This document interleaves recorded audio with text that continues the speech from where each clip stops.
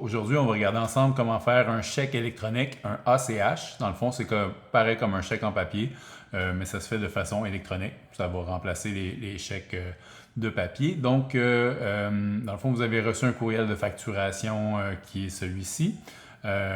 Ensuite, vous avez l'image qui est là, puis la vidéo qui est là. Quand on est prêt, dans le fond, vous avez aussi les indications comment le faire en texte ici. Quand vous êtes prête, dans le fond, à procéder, vous descendez un petit peu plus bas dans la facturation ici, puis vous allez appuyer sur le bouton « Payer maintenant ». Quand vous appuyez là-dessus, vous allez tomber sur cette fenêtre-là ici.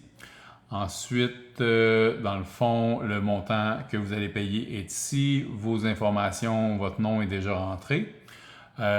Ici, ça va être le nom de la banque, en fait, le nom de votre banque à vous. Le numéro de compte, dans le fond, vous le retrouvez ici sur votre spécimen de chèque. Ici, c'est un petit menu déroulant. Dans le fond, vous choisissez simplement si votre compte est un compte chèque ou d'épargne. La section ici, numéro d'acheminement. Ça, c'est là que tout le monde, je ne sais pas, le font pas de la bonne façon. Pourtant, c'est très simple. Le numéro d'acheminement, là, c'est un 0 qui n'existe pas nulle part, suivi des 3 chiffres pour l'institution, suivi du numéro de transit, sans espace, sans trait. Donc, si on veut faire celui-ci, on commence par mettre notre 0 qui n'existe pas. On met tout simplement un 0. Ensuite, on va chercher le numéro d'institution financière qui est le numéro ici. On vient le mettre, 815.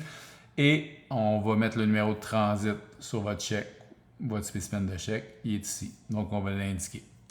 La section adresse, ici, c'est important. L'adresse de facturation saisie doit correspondre à l'adresse de facturation du titulaire du compte bancaire. Donc, c'est important de mettre l'adresse à laquelle la banque vous connaît.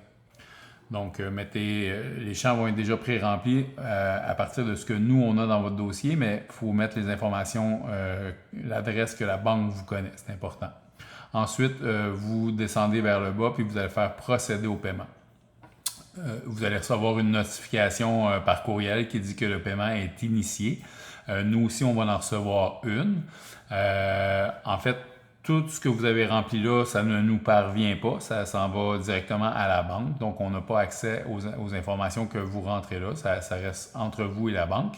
Nous, on va seulement recevoir un courriel de notification qui dit que vous avez commencé le paiement. Et puis, on va recevoir aussi un courriel quand le paiement va être déposé. Ça peut prendre de 4 à 5 jours. Le processus est un petit peu plus long parce qu'il y a évidemment des vérifications là, à faire au niveau de la banque et tout ça. Fait que les fonds sont déposés habituellement en 4 à 5 jours ouvrables. Il n'y a pas de limite de montant, donc vous pouvez payer des grosses factures, 20 000, 30 000, il n'y a aucun problème. Et puis voilà, c'est ça les chèques électroniques. Merci.